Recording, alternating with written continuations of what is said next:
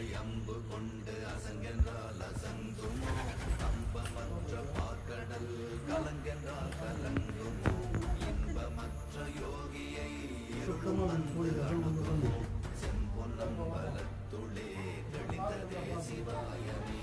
ஓம் நம சிவாய ஓம் ஓம் நம சிவாய ஓம் நம சிவாய ஓம் ஓம் நம சிவாய